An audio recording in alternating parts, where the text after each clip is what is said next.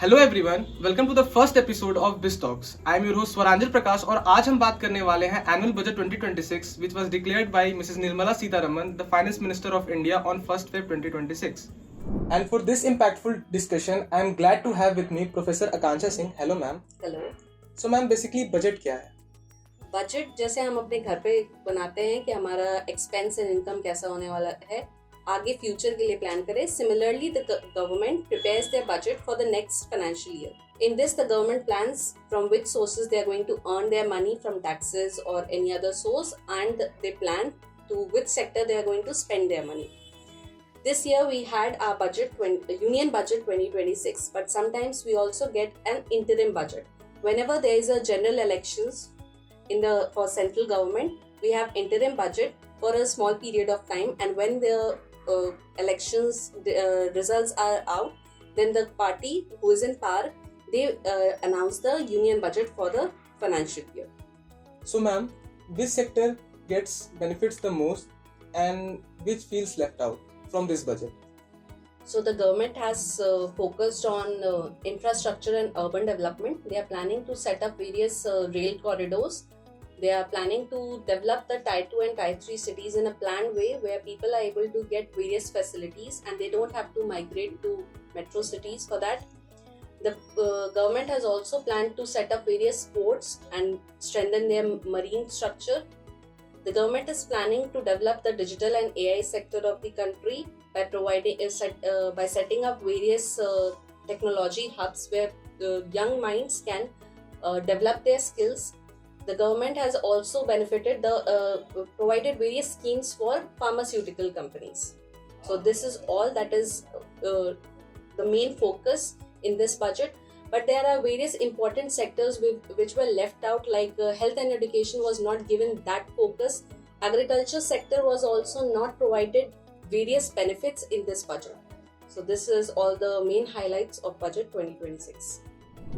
So ma'am, my next question is, spending heavy on infrastructure is a smart growth move or a financial risk? See, if we see it at the national level, different different sectors in our country are going to be benefit from this decision.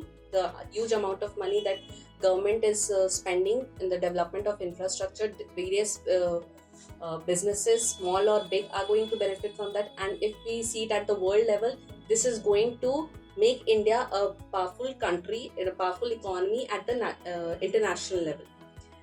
India is targeting to become one of the best exporters of different products, and they are targeting that by 2030 India is able to export approx $1 trillion of products. So this is going to be helpful in the long run.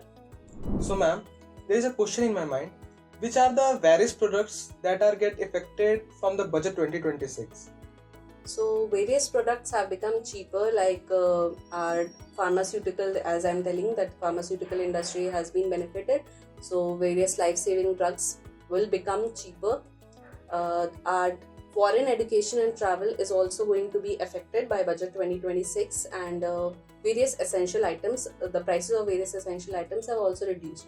On the other hand, some luxurious products like motor vehicles and which are of luxury, the prices of those products have increased. On the other hand, sin products and tobaccos, or we can say luxury items and the stock market, the rates for these products have increased, so they will become costlier after this. So ma'am, there are the most relevant questions asked from the youth related to the budget 2026. How it strengthen the skill development sector? So the budget for this year was focused on Yuva Shakti. So various decisions have been made so that the youth of our country gets benefited, their skills are enhanced. So the first one was there will be various content creation hubs where the youth can develop their digital skills. Next is the India Semiconductor Mission 2.0, where the textile industry would be modernized. Various healthcare training would be provided to approx 1.5 lakh caregivers, and different skills would be provided to the youth relating to AI, coding and robotics.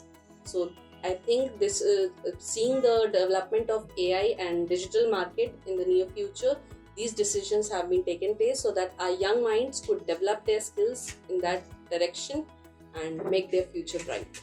So, ma'am, I have a question. Is it impact or a positive impact to the employment sector or the job opportunities related to this? Seeing the development of artificial intelligence, many people say that people are going to lose their jobs and it is going to affect the employment sector.